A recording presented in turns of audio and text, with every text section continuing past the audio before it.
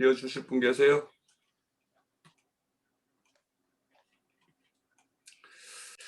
제가 이 질문지를 올려놓고도 이 범위가 상당히 좀 넓다라는 생각이 들어서 어제 저도 이제 제 나름대로 이제 자반지를 작성한다고 이렇게 해보니까 한 7페이지 정도가 됐어요.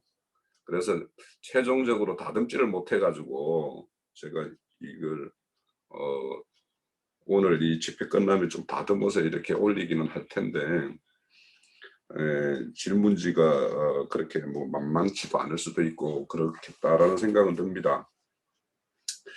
우선 이제 제일 첫 번째 1번 문제, 하나님의 표징과 이적을 해가는 목적은 여호와임을 분명히 알게 하기 이함이라고 이야기했어요. 그래서 제가 거기 보면 단계로 애굽 단계, 강야 단계, 가나안 단계, 그리고 그렇게 나아가는 데는 홍해의 사건과 요단강 사건이 있었어요. 그러면 이 각 단계와 그 사건을 통해서 우리는 어떤 하나님이심을 알아야 될까라는 것에 대해서 이제 이 질문이기 때문에 굉장히 큰 질문이고 되게 이제 그렇기는 해요. 우선 이제 제가 생각할 때 이제 애굽이라는 것은 이제 세상을 상징하는 것이고 세상의 어떤 것에 대표되는 인물이 가인이었고 그 가인의 후손들이 이제 그 후손들과 그러니까 노아의 함 족속들이 이루고 있는 것이 이제 그 애굽 땅이죠. 그러면 이제 이 애굽 땅이라는 것은 어떤 것을 상징할까? 애국 땅은 이제 세상 사람들이 살아가는 어떤 우리가 이렇게 쉽게 이제 인식하고 있는 세계인데 그 세계는 자기 스스로 자기의 어떤 모든 것을 책임지는 삶을 사는 사람들이에요. 이 세상 사람들은 누구의 보호와 뭔가를 이렇게 구하는 것이 아니라 스스로 자기 자신을 지키고 보호해야 된다는, 그래서 이제 그 대표로서 이제 가인이 그와 같이 이 노 땅에 가서 애녹성을 쌓아서 자기가 여기서 안전하자, 여기서 나의 어떤 평강을 이루자, 뭐 이렇게 했던 거 아닙니까? 그런 것이 이제 애국 땅의 어떤 세계라고 봐요. 그러면 거기는 자기가 스스로 땀 흘려서 자기가 소유로 이렇게 취하여서 어떤 상대적인 가치, 그러니까 남과 나의 어떤 비교 대상, 이런 데에서 이제 우월감도 가지고 또 열등감도 가지고 그렇게 살아가는 것이 이제 세상이라고 생각이 되어져요. 그러면 이런 세상, 그러니까 하나님이 떠난, 하나님이 없는 그런 사람들이 살아가는 그 애굽 세상에서는 지금 바로와 같이, 바로가 자기 자신이 스스로 하나님과 견주어 보겠다라고 하는 것이 지금 이런 재앙의 모습으로 이렇게 하나님이 너와 나의 다름을 이렇게 보여주는 것이 이제 이런 어떤 열재앙이라고 이렇게 보여져요. 그러면 이런 어떤 애굽 땅은 하나님으로부터 이 심판받기로 작정되어 있는 그런 것이죠. 그래서 실질적으로 이제 우리의 어떤 애굽의 속성들은 우리의 어떤 신앙 과정에서 이제 하나하나 이렇게 떨쳐내가고 있는 것이 우리의 어떤 구원의 모습이라고도 보여지는데, 그러면 이 출애굽을 하게 되면 그 강야로 나아가기 위해서는 이제 홍해를 건너야 되는데, 이 홍해의 사건은 이제 그 사도 바울 같은 경우는 이제 세례를, 이제 홍해를 세례라고 이야기하고 있죠. 그럼 홍해에서 일어난 사건은 뭐냐 하면 누구는 죽고 누구는 사는 사건으로 이렇게 딱 갈라져요. 그러면 바로의 어떤 그 속해 있던 장수들은 다 거기 수장되고 반대편에 저 건너편에는 그 물을 건넜던 이스라엘이 이렇게 엉금엉금 올라오고 있는 거죠. 그러니까 누가 죽고 누가 이렇게 다시 살아서 이렇게 새 생명으로 이렇게 나고 있는 모습이 이 홍해의 사건에서 이제 이렇게 그려진다라고 생각이 되어져요. 그러면 그거는 이제 세례라는 것을 이제 그대로 이제 바울 사도가 말했던 것처럼 그대로 가보면 옛사람은 죽고 새 사람이 이제 나서 이렇게 살아가는 어떤 그런 생명의 사건의 어떤 갈림길이 이제 홍해의 사건인데, 이 홍해의 사건은 하나님의 일방적 은혜에 의해서 그냥 건너는 거예요. 이거는 우리의 어떤 의지와 우리의 어떤 믿음과 이런 거에 의해서 걷는 것이 아니라 뒤에 바로의 군병이 쫓아오니까 뭐 일어나 저러나 죽게 된 어떤 상황이 되어서 그냥 그 갈라진 물로 이렇게 건너온, 그러니까 물이 다시 합하여 다시 거기에 수장될 어떤 위험성 이런 거, 그렇게 해서 죽으나 바로의 군대에 잡혀서 죽으나 어쩔 수 없는 그런 상황에 의해서 이렇게 홍해를 건넌 사건이에요. 그래서 거기에는 홍해의 사건은 하나님의 어떤 전적인 은혜인데, 이거는 우리의 어떤 구속의 사건과 대칭이 딱 일치되는 어떤 그런 모습이라고 보여지고, 이 강야는 이제 거기에서 건너서 홍해를 건너면 강야를 가게 되는데, 이 강야라는 것이 인간이 뭘 할 수가 없는 단계예요. 인간으로서는 뭘 노력을 해서 자기가 식물을 낼 수도 없고 물을 낼 수도 없는, 절대 하나님에 의해서 공급받고 그 공급받은 걸로서 살아갈 수밖에 없는 어떤 인간의 어떤 능력은 가장 적어지고, 하나님의 능력은 가장 극대화되는 것이 저는 강야라고 보여요. 강야에. 그래서 실질적으로 우리의 어떤 삶의 어떤 모든 것을 지배하는 것이, 그리고 그 어떤 정신세계를 지배하고 있는 것들을 하나님의 어떤 거에 의해서 조성되고 있는 것이 이 강야에서부터 이제 실질적으로 이제 이루어진다라고 생각이 되어져요. 그래서 강야에서 생명의 어떤 장성함을 이루어야지 이제 마침내 약속의 땅으로 들어갈 수 있는 어떤 것처럼, 강야에서 우리의 어떤 신성과 인성이 하나님의 어떤 성품으로 이렇게 덧입혀져서 인간의 어떤 걸로 인해서 하나님의 일을 이룰 수 없음을 배우는 것이 이제 강야의 어떤 단계라고 저는 그렇게 보여요. 그리고 이제 이 강야의 어떤 그것들을 끝나게 되면 이제 강야에서는 옛사람이 다 엎어 죽고 거기에서 남자들이나 또 20세 이하의 어떤 젊은 사람들만 이렇게 성장해서 들어가는 곳인데, 그 요단강을 건너는 거는 실질적으로 이제 믿음에 의해서 건너는 거죠. 그래서 여기에는 자신의 어떤 믿음이 아니면 강야의 어떤 종교 생활을 끝낼 수 없고, 그래서 믿음의 단계에 의해서 요단강을 건너게 되고, 요단강을 건너게 되면 이제 가나안 땅이 이제 약속의 땅에 들어가게 되는데, 지금까지 이제 강야의 어떤 단계에서는 전적으로 하나님의 어떤 은혜에 의해서 공급받고 보호받고 했던 것이라면, 이제 가나안 땅은 그 장성한 어떤 자기 생명의 분량으로 해서 하나님의 일을 이제 동력자로서 이제 본격적으로 일을 하는 것이 이제 가나안 땅이라고 생각되는데, 여기는 바로 자신의 어떤 하늘의 어떤 신령한 복을 쟁취하는 곳이 가나안 땅이다.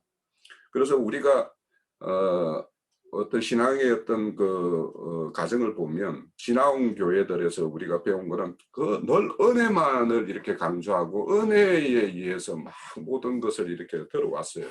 그렇지만 물론 하나님의 은혜가 아니면 될 일은 아무것도 없어요. 하나님의 일은. 그렇지만 가나안 땅의 어떤 전쟁 그리고 그 가나안 땅을 경작하는 일은 자신의 생명의 분량이 어느 수준에 이르지 않으면 거기에는 정확하게 그 생명의 분량대로 이렇게 딱 척도가 이루어지는 것이 가나안 땅이라고 생각이 되어져요. 그래서 그 12지파가 들어갔지만 그들이 그 분배받은 땅을 다 이렇게 정벌을 하고 자기의 땅으로 이렇게 소유하는 그런 족속이 그런 어떤 지파가 있는가 하면 전혀 그렇지 못해서 이렇게 배회하고 하는 어떤 그런 지파들을 보여요. 그래서 이 가나안 땅에서는 하나님의 어떤 군사가 되어서 하나님의 어떤 나라를 이렇게 건축하는 일에 진짜 피 흘리기까지 싸워서 쟁취하는 곳이 가나안 땅이 아니겠는가, 이렇게 이제 저는 그 단계별로 그렇게 보고 있는데,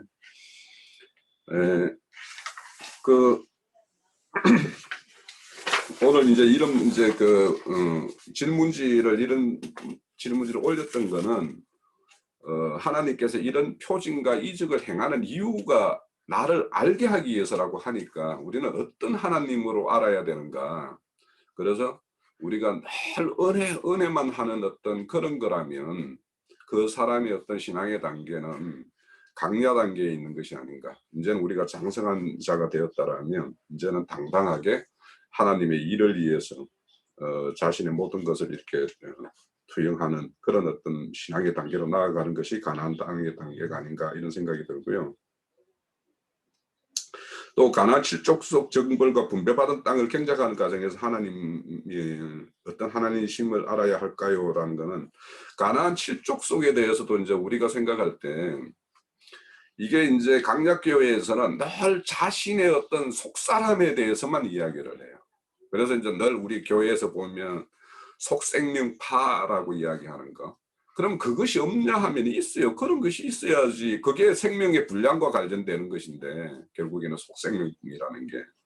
그렇지만 그 속생명이라 그러니까 우리 가나안 칠족속이라는 것은 각자 안에 있는 하나님에게 대적하는 어떤 그런 속성과 성품이 있지만 그거 외에 우리의 어떤 속사람의 어떤 그런 성품적인 것 외에 지금은 뭐냐면 악한 영들이 역사를 하고 있거든요. 거기 내 안에서도 역사하지만은 교회 중에 이런 하나님의 어떤 말씀 세계에서 그런 악한 영들이 역사하는 그런 것들과 이제 싸움이 있어야 되죠.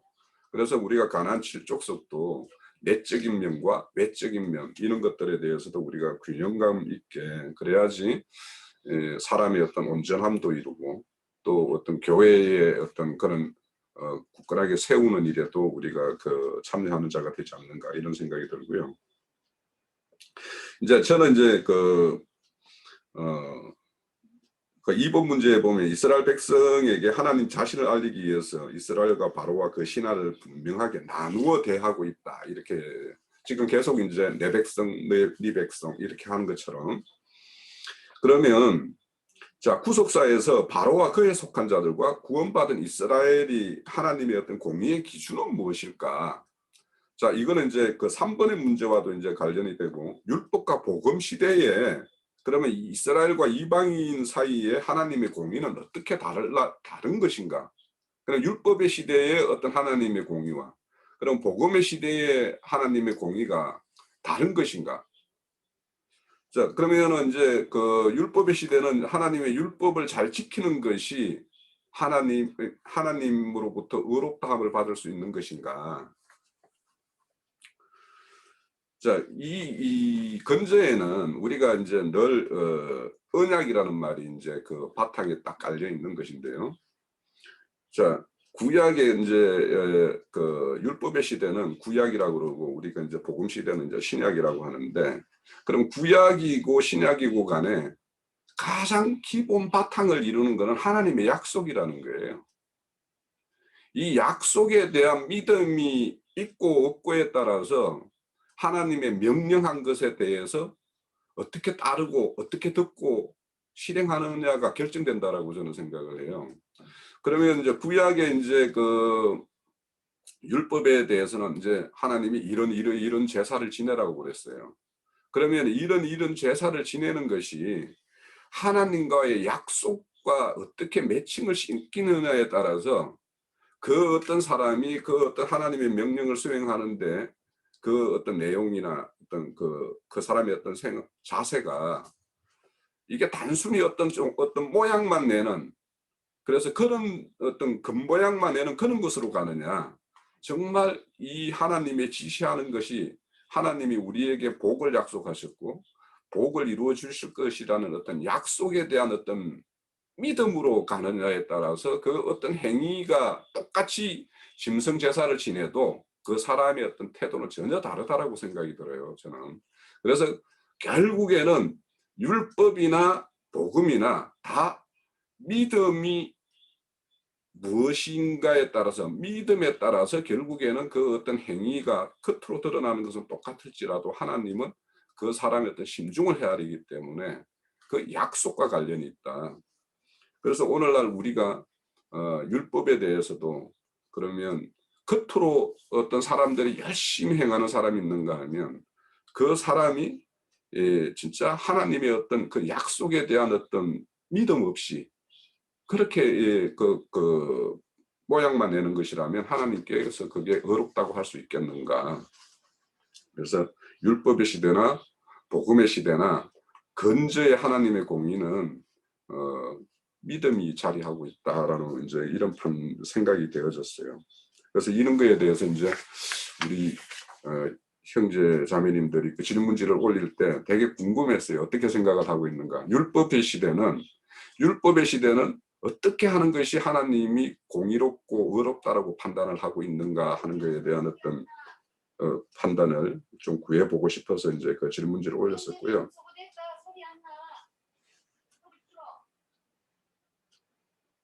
뭐요? 자, 율법의 시대와 복음의 시대의 어떤 구원의 근거는 그래서 저는 이제 이 믿음이다라고 생각을 합니다. 소리 안 나. 소리 풀어야 돼. 안 그래?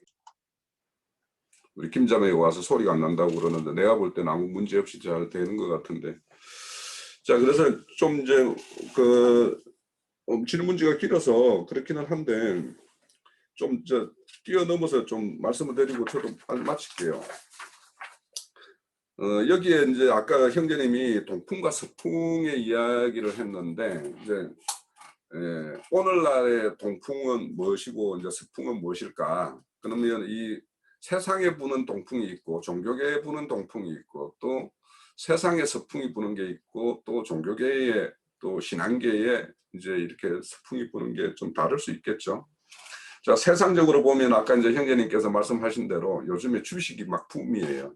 그래서 그 주식, 부동산, 뭐 요즘에는 뭐 비트코인, 뭐 이런 것들로 이런 어떤 세상의 어떤 소유를 위한 어떤 이런 붐이 있겠죠.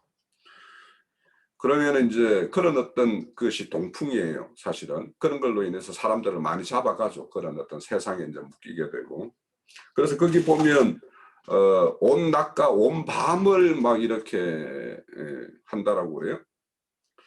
사실 저도 예전에 이제 주식할 때 보면요, 낮과 밤을 막 그래요. 왜냐하면 밤에는 이제 미국 주식 시장이 열리죠. 그러면 내일 낮에는 미국 시장의 움직임이 우리나라 시장에 그대로 반영이 되거든요. 그러면 뭐 이거 밤에는 나스닥, 낮에는 우리 뭐 저기 한국 주식 막 이러면서 낮밤을 이렇게 한 경험이 있어요.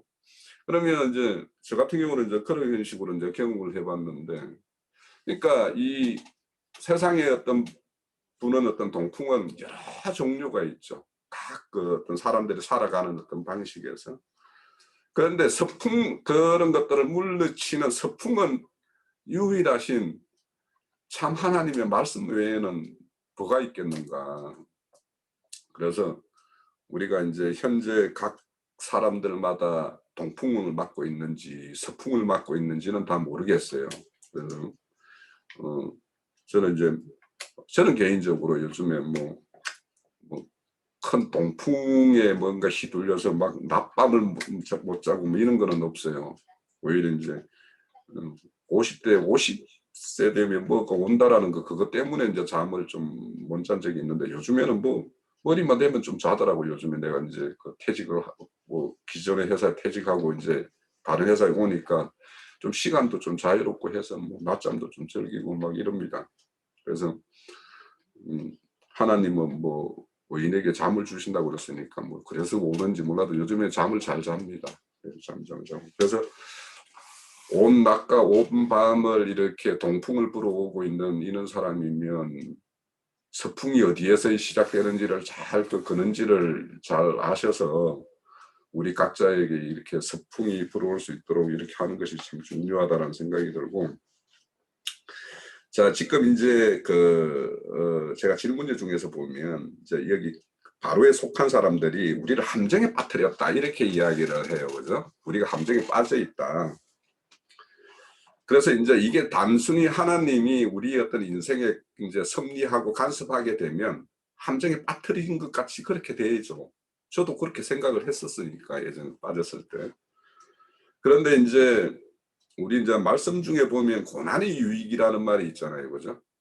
그러면 이 고난이 유익이라고 할 수 있는 사람은 그런 어떤 사건들이 하나님이 이렇게 우리에게 풀었던 동풍의 사건과 서풍의 사건을 통해서 정말 고난이 유익이라는 거 이걸 배워야 되거든요. 근데 바로가 지금 7번째 이런 어떤 뭔가 동풍이 불어와 가지고 이렇게 고난을 당하고 있음에도 불구하고 이 고난이 어떤 것이 뭐에 의해서 오는 어떤 건지를 근원적으로 이제 모르고 있기 때문에 세상 사람들이 다 모르잖아요. 자기가 당하고 있는 일이 이게 왜 왔는지 이런 거에 대해서 잘 모르잖아요. 대부분 그래서 자기 자신을 이제 자책하고 또 아니면 그런 어떤 것을 불러왔던 누군가 관계되는 사람이 있으면 그 사람을 원망하고 이런 걸로 이제 대부분이 끝나는데 근데 이제 우리는 모두가 이 고난에 받은 그 유익이 있어야 되죠. 이 고난 없이 사람이 살아가는 건 없으니까. 그러면 이런 고난을 통해서 이제 하나님의 뜻을 헤아려야 되는데 그래서 이제 그 제가 뭐 말씀 증거했던 야고보서에 보면 너희가 여러 가지 시험을 당하거든 이렇게 이야기하고 또 믿음의 시련이 있거든 그 뭐 인내를 이루라 그리고 지식이 부족하면 지혜가 부족하면 구하라 이렇게 말을 해요. 그래서 정말 이렇게 누구나 시험 당하고 또 특히 믿음 가운데 있는 사람은 하나님의 의도대로 왜냐하면 그런 시험의 사건이 없으면은 인간 자신의 모습을 발견할 수가 없거든요. 자기 자신을.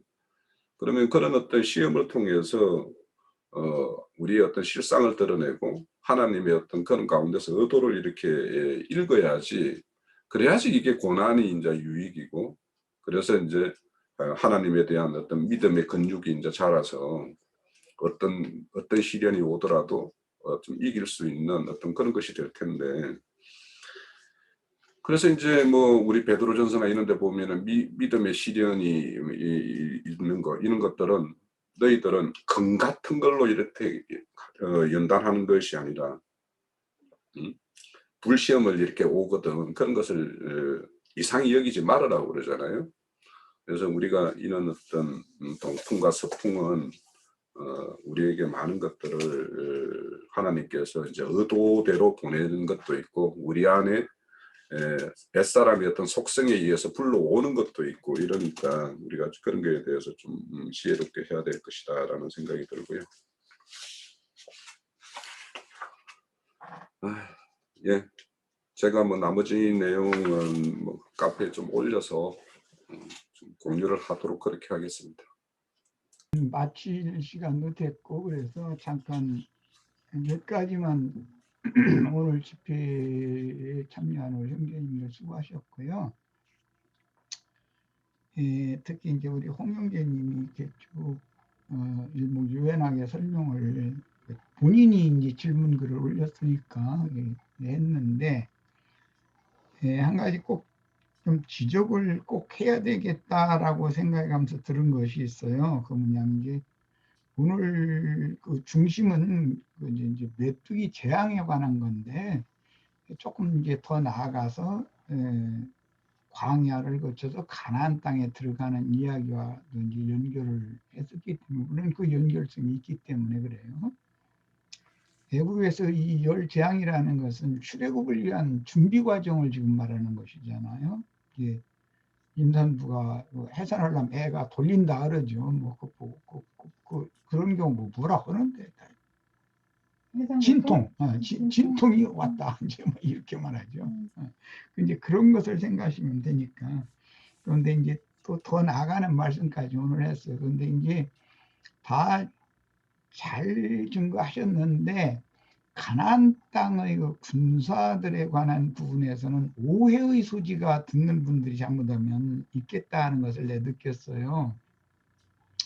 가나안 땅에 들어가서는 내가 하는 걸로 그렇게 말을 한 것이 아니지만 그쪽에다가 강조를 두는 표현을 했기 때문에 가나안 땅에 들어간 나는 나된 것이 그리스도의 은혜로 된 나를 말하는 것이지 은혜만을 강조해서는 안 된다라는 것을 이렇게 말할 때 그게 틀린 말은 아니에요.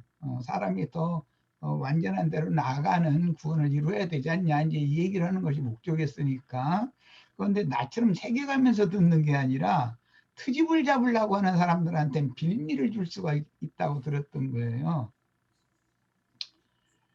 그 천년이 살 때 또는 세세토록 왕노릇하는 것도 그리스도로 더불어 항상 그리스도와 함께 하는 거예요. 내가 하는 것이 아니에요. 이제 그렇게 얘기하면은 틀렸느냐? 그것도 맞아요. 가나안 땅에 들어간 사람은 새로워진 나이고 그리스도와 함께하는 나를 말하는 것이지 옛사람인 나를 말하는 것이 지금 아니거든요. 옛사람 광야에서 엎드러져 죽었으니까 온전케 된 장성한 분량의 일은 새 사람인 나를 지금 말한 거예요. 그런데 나는 이렇게 새겨가면서 듣지만 다른 그 외부 사람들과 이런 얘기를 나눌 때 표현을 그렇게 하면은 그러면 광야에서는 그리스도의 은혜로 하고 가나안 땅에서는 그리스도의 은혜 없이도 전쟁에서 이기느냐 이제 이렇게 따질 빌미를 줄 수가 있겠다 싶어서 이걸 지금 조금 지적을 하고자 하는 거예요. 근데 나는 홍영재님 말하는 의도를 충분히 새겨가면서 들었어요. 그런데 트집 잡으려고 하는 사람들은 말꼬리를 잡거든요. 그러니까 그런 거에 대해서 트집 잡히지 않도록 표현을 좀 균형을 맞춰서 잘했으면 좋겠다. 이제 그 생각이 들었고요. 자, 이제 오늘은 이제 주로 메뚜기 대항인데 이 메뚜기에 관한 이야기는 출애굽기 10장 내용을 10편 105편이나 10편 78편이던가 78편 같아요. 네. 맞네. 78편이네. 그런데 보면은 이제 시가서에서 이제 증거를 한 말씀이 나와요. 그거 이제 10편 78편 46절을 먼저 이제 읽어드리겠습니다. 그들의 토산물을 애굽 사람들이 식물로 삼는 초식들이죠. 땅에서는 토산물이라고 그랬는데 초식들을 말한 거예요. 그 메뚜기 떼들이 다 갉아먹어 버렸다는 거예요. 말갛게. 그러면 애굽 땅에 사는 초식들이라는 걸 뭘 상징하냐? 풀이나 나무라는 것은 육체를 상징하는 거예요. 육에 있는 세상 사람들을 악한 군대 귀신들이 싹 잡아먹어 버렸다. 그냥 말갛게 먹어버렸다. 지금 이제 그 말을 하는 거예요. 그러니까 주님의 말씀은 세상의 영을 받아서 세상 사고를 따라 살던 선한 사람, 뭐 악한 사람은 당연히 그렇고 선한 사람이 더 많죠. 나름으로 선하다는 사람들이. 그게 다 귀신들이 답이라는 거예요. 그래서 이제 아까 그 동풍 이야기와 서풍 얘기가 나왔는데 동풍이라는 것은 홍해바다, 이제 형제님이 유형제님이 아주 잘 표현을 하시더라고요. 거기 무적행에 대한 예표인 걸로 보였다. 맞습니다. 홍해바다나 지중해바다나 이런 것은 무적행일 뿐 아니라 그게 영영한 불못을 상징하는 것이거든요. 항상 그 많은 물이 있는 곳에서 군대 귀신들이 역사하는 거예요. 군대 귀신들은 물이 없는 곳에는 그들이 쉴 처수가 없어요. 귀신들이라는 거는. 이런 기본 이치를 생각하셔야 되고 토산물을 황충에게 주셨고 그들이 애굽 사람들이 수고한 것을 메뚜기에게 주셨다. 그러니까 황충과 메뚜기는 병행 문구로 항상 뒤따라 다녀요. 그러니까 계시록에서는 메뚜기에 대해서 말하지 않고 계시록 9장에서 말할 때는 전부 황충 귀신들만 얘기를 하고 있죠. 그런데 그들이 다 군대들이잖아요. 원수의 군대들이거든요. 용의 군대를 황충, 군대, 귀신 이렇게 표현을 했어요. 그런데 계시록 9장이 이렇게 돼 있고 11장에 보면 두 증인을 죽이는데 무적행에서 올라온 짐승이 두 증인을 죽였다는 거잖아요. 그러면 짐승이 혼자 나오는 게 아니에요. 짐승이 어디 움직이면은 자연스럽게 군대 귀신들이 뒤따라 다니면서 역사를 하는 거예요. 그런데 그 동풍만 부는 것이 아니라 막는 자가 있어요. 어느 때가 찰 때까지는 그 막는 자는 진리의 성령이에요. 서풍이에요. 성령의 바람이 불면 그 계시록에 보면 나무나 풀이나 뭐에 뭐 불지 못하도록 이렇게 잠시 이렇게 막아놓는 얘기가 나오잖아요. 그게 성령의 역사거든요. 그 영의 역사거든요. 그러다가 그 영께서 자리를 딱 비껴가면서 이제 때가 됐으니까 마음대로 이제 바람 불어라 하면 싹 쓸어버리는 얘기잖아요. 그 바람이 지나갈 때는 반드시 이 황충 군대 귀신들이 휩쓸고 지나가는 것이거든요. 모든 땅에서 난 초식이라는 건 싹 빨갛게 뭐가 치워버리는 것이거든요. 이게 세상 사람들이라는 것은 모두가 다 악마가 지배하고 부리는 공중권세 잡은 악의 영들을 통해서 통제받고 있는 세상의 모든 군대 귀신들이 바람이 이렇게 지나갈 때 휩쓸고 지나가요. 그럼 뭐 세상 나라에서는 유행이라고 그래요. 유행. 쉽게 말해서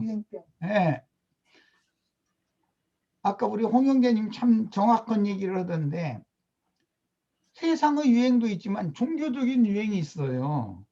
어느 때는 어떤 바람이 이렇게 휩쓸고 지나가는 거예요. 이만희 바람이 한번 이제 예를 들어서 뭐 이제 공산주의 바람이 이렇게 세상적으로 그냥 불어서 전쟁을 일으키고 뭐 이렇게 했다.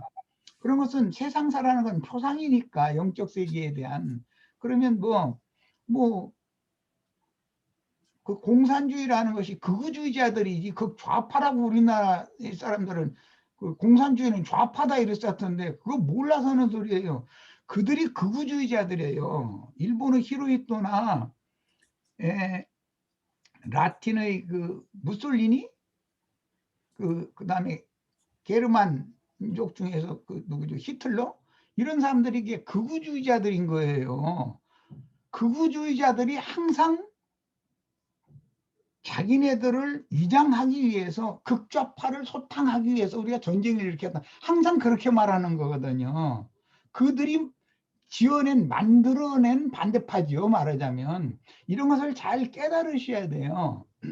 그리고 세상의 우측이면 세상 나라가 우측이면 영의 세계에서는 좌측인 거예요. 이것을 정확하게 알아야 돼요. 주님과 함께 좌우편에 두 강도가 함께 못 박혔다 그러잖아요. 그러면 못 박힌 세 사람들을 보고 있는 사람의 편에서는 주님의 우편은 보고 있는 사람의 편에서는 좌편인 거예요. 이런 것을 이해를 너무 못하는 것 같아. 세상 나라의 극우는 영적으로는 좌편인 것이고 세상 나라의 좌편은 영적으로는 우편인 거예요. 이 반대편인 거예요. 인간 나라와 하나님 나라에서는 반대편이다. 이런 것도 이해를 하셔야 돼요. 왜냐하면 이제 동풍 서풍 얘기를 하다 보니까 이제 이 얘기가 나온 거예요. 동풍을 불어서 홍해에서 메뚜기 떼를 바람 타고 이제 애굽 전역에 이렇게 날라 들어와서 모든 주식을 갉아먹게 만들면 때가 되면 하나님께서 서풍을 또 강력하게 아까 우리 유영재님 그랬죠? 동풍은 그냥 바람이 부는 얘기만 했는데 서풍은 급하고 강한 바람으로 부는 거예요.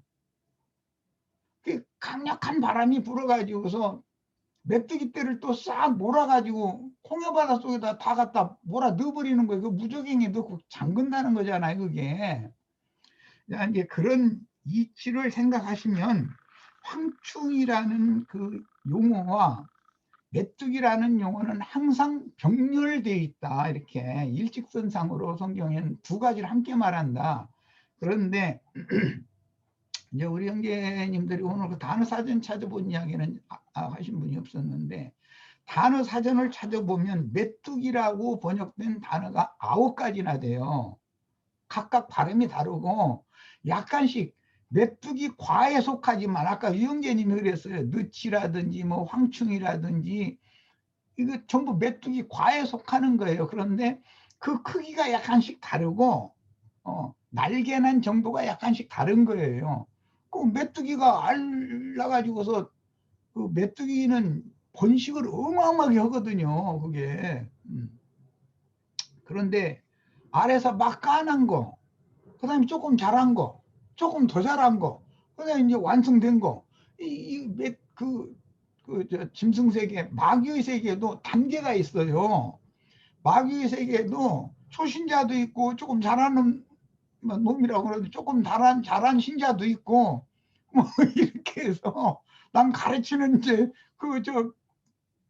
메뚜기를 이제 성경이 표현을 할 때 그 저 이사야서든가 거기에 보면은 나훔서에 그랬구나. 그 아수르를 멸망시킨 나라가 이제 바벨론인데 바벨론 군대가 느치나 메뚜기 처럼 많은 군대 떼다 이거예요. 그게 그 메뚜기는 항상 떼로 다녀요. 이제 마가복음이나 마태복음, 누가복음, 마가복음 5장이고 마태, 누가복음 8장에 나오는 말인데 두 무덤 사이에서나 산에서 날마다 자기 몸을 헤쳐가면서 소리 지르는 자가 있다는 거예요. 예. 그것은 메뚜기 중에 대장이거든요, 그게. 그런데 그 사람 속에서 그 군대 귀신을 하나님이 나오게 했다고 돼 있잖아요. 그래가지고 돼지떼 속에 이제 들어가는 얘기로 이제 연결이 됐어요. 그리고 이사야 40장에 보면 땅에 사는 사람들은 메뚜기 같으니라 이렇게 했고 그 민수기 13장 33절에 보면 가나안 땅 정탐을 하고 돌아온 정탐꾼이 이제 12인데 요수아와 갈렙은 전혀 열 정탐꾼과 반대되는 얘기를 했는데 열 정탐꾼은 거기 막 가나안 땅에는 막 거인족이 살고 뭐 철병거가 있고 막 우리가 우리를 봐도 메뚜기 떼 같이 밖에 안 보이는데 그 사람들이 몸 우리를 메뚜기 떼로 봤을 거다. 막 이제 이래가면서 자신들을 비하할 때 메뚜기 떼라고 그래요. 예. 너무 하찮은 존재로 생각하는 거죠. 그럴 때도 메뚜기라는 용어가 사용. 물론 단어를 보면 약간씩은 다른 단어지만 개념은 같은 뜻이다라는 걸 이제 말씀드리려고 그래요. 이런 식으로 메뚜기라고 번역한 단어가 9가지나 된다는 거예요. 그런데 이제 대부분은 그 우리가 읽는 성경에서 4가지였죠. 뭐 느치, 황충, 또 메뚜기 3가지인가? 팥종이. 팥종이 맞아. 이게 4가지죠. 이렇게 그 자라는 과정들을 말한 것이거든요. 예.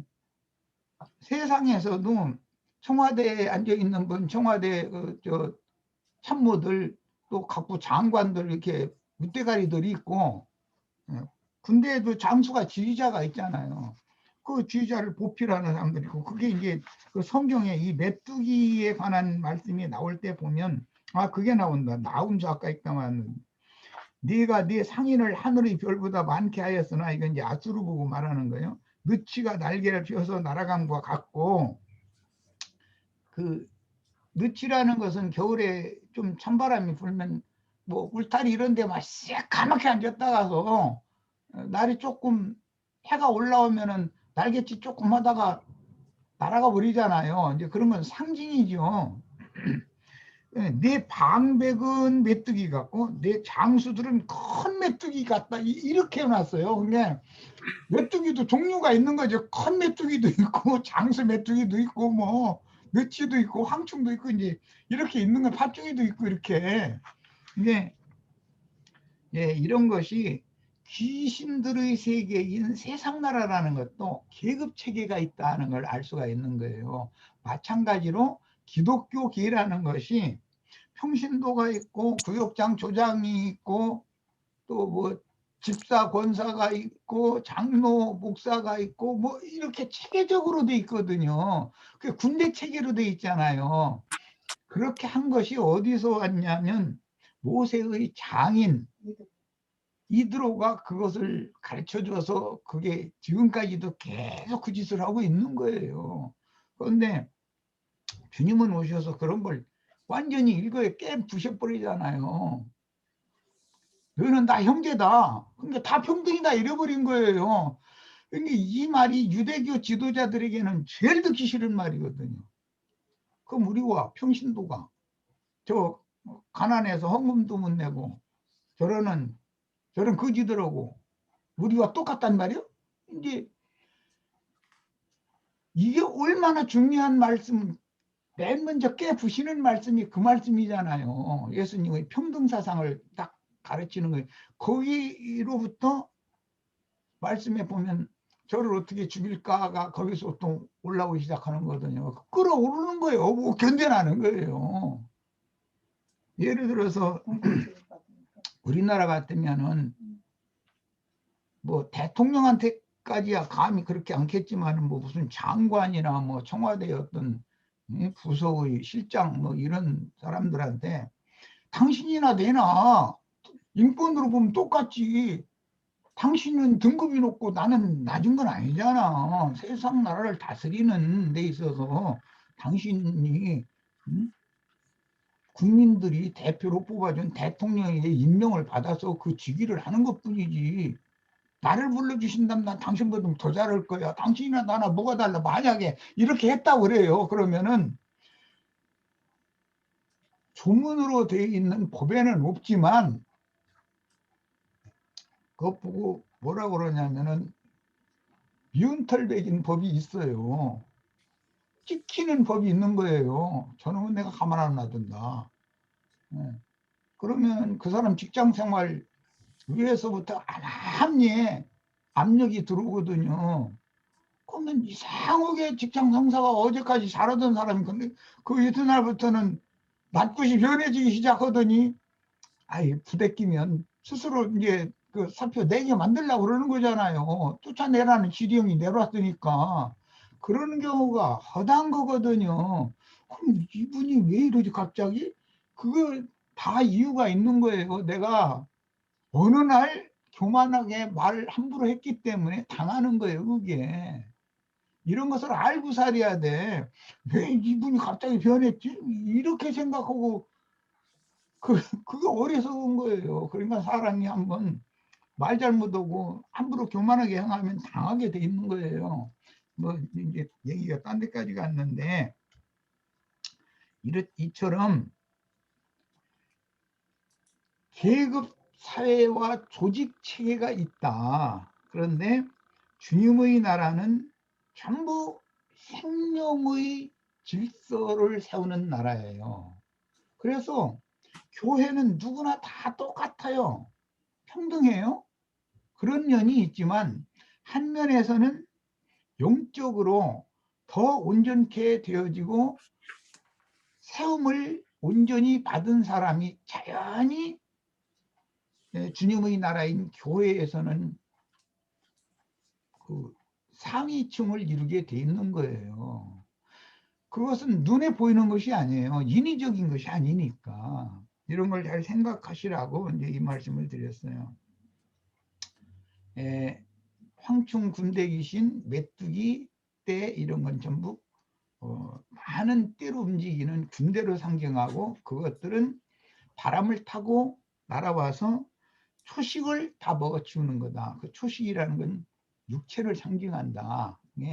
모든 육에 속한 세상 사람들은 귀신들의 밥이다. 이것이 출애굽기 10장에서 꼭 우리가 이제 이해를 하고 넘어가야 될 그런 그 핵심이라고 이렇게 생각해서 이 말씀드립니다. 네, 여기까지 합니다. 네, 성님 수고하셨고요. 오늘 그 말씀에 보면 10장에 보면 그 바로를 완악하게 완강하게 했다라는 말과 또 하나님의 질책에 의해서 내가 내 앞에서 언제까지 겸비하지 않겠느냐라고 말씀을 해요. 근데 이제 세상에서의 어떤 겸비라고 하면 자신을 낮추고 뭐 상대를 높이고 높여주고 뭐 이렇게 하는 것이 이제 겸비인데 여기에 이제 이어지는 말씀들을 보면 전후를 보면 하나님의 어떤 말씀과 지시대로 행하지 않는 것이 완강이고 거기에 따라 따르는 것이 겸비이기 때문에 그래서 이제 하나님을 제대로 이제 섬긴다라는 것은 하나님을 하나님 자리에 올려드리고 자기 자신이 있어야 될 자리로 돌아가는 것이 참 하나님의 어떤 섬김이고 겸비다 이런 생각이 좀 들었었고요. 또 오늘 보면 이제 어제는 이제 우박으로 이제 그 상과 보리를 이렇게 상하게 했다고 그러는데 그때 밀과 쌀보리는 나지 않아서 이제 안전했다고 그래요. 결국에는 오늘 이제 메뚜기가 아마 밀과 쌀보리까지 바로의 어떤 식물이 되는 모든 것까지를 다 이렇게 처리하는 어떤 그런 말씀이 아닌가 싶기도 하고, 그리고 이제 이 메뚜기 재앙에서 이어지는 거 보면 이제 이 죽음에서 나를 이제 이 죽음이 내 떠나게 하라고 이제 이게 바로가 이제 그 모세와 아론에게 부탁을 해요. 그래서 이제 이것을 보면서 우리도 가게 이렇게 살아가면서 죽을 뻔했던 사건들이 많이 있잖아요. 각자가 큰일 날 뻔했다 하는 사건들이 다들 있는데 그런 사건들이 어떻게 지나갔을까 이렇게 생각을 해보면 이 바로의 어떤 심정으로 우리가 이 하나님께 구했던 것을 성령님이 이렇게 우리를 위해서 이렇게 간구함에 의해서 이런 것들이 다 떠나갔던 것이 아니었던가 이런 생각도 이제 좀 생각이 듭니다. 그래서 이제 아까 제가 드린 질문지에 보면 심판과 사랑 중에 어떤 것이 사람을 온전하게 하나님 편으로 돌려 세울 것인가에 대해서 이제 그런 질문이 있었는데, 그러면 이 바로에게 하나님이 이렇게 사랑의 표현으로 어떤 것이 이렇게 적시되어 있는가? 바로는 하나님이 전혀 사랑하지 않았는가 하면 바로에게도 하나님은 사랑을 표현을 했다라는 것이 결국에는 첫 재앙으로 해서 모든 것을 끝내버리지 않고 10재앙까지 갔다라는 것은 9번은 참았다라는 것이 이제 딱 전제가 되기 때문에, 그래서 바로에게도 이런 사랑으로 하나님은 바로의 어떤 것을 돌리기 위해서 참으셨구나 이런 생각도 좀 들고 그랬었습니다. 자, 오늘 네, 여기 잠깐만요. 예수님은 하나님께서 세상을 이처럼 사랑하사 바로의 나라, 바로라고 해서 무조건 미워하신 것이 아니라는 거죠. 독생자를 보내셨어요. 그런데 구속을 이룬 후에는 세상에 있는 자기 사람들을 사랑하시되 끝까지 사랑하셨다 그랬어요. 그러니까 바로에게 사랑을 베푸는 것은 메뚜기 떼를 동풍 불게 한 것도 하나님이 세상을 사랑하는 거예요. 이제 표현하자면 역설이지만, 그리고 그걸 통해서 이스라엘 백성들, 고센 땅 사람들을 출애굽을 준비시킨 거잖아요. 이제 빨리 떠나야 되겠구나. 여기 있으면 우리가 어차피 죽는구나. 이제 초식이 아무것도 없으면 물 먹고 살 거예요. 죽게 마련인데. 이게 이제 떠나게 하는 그것은 또 자기 사람들을 끝까지 사랑하시는 사랑에 적용을 하면 딱 맞는 얘기라고 생각이 드네요. 예. 예, 알겠습니다. 오늘 우리가 고난 당하기 전에는 그릇 행했다고 그래요. 그래서 고난 당함으로 인해서 이제 그 하나님의 법을 외워서 그랬다고 하는 것이 이제 유익이라고 이야기하시니까, 우리가 혹 지금 각자에게는 크든 작든 뭐 이런 고난의 짐이 있을 수 있죠. 이런 걸 통해서 하나님의 법을 잘 배워서 하나님의 어떤 통치 가운데 들어가는 우리 모두가 되기를 바랍니다. 오늘 집회 마치고자 합니다.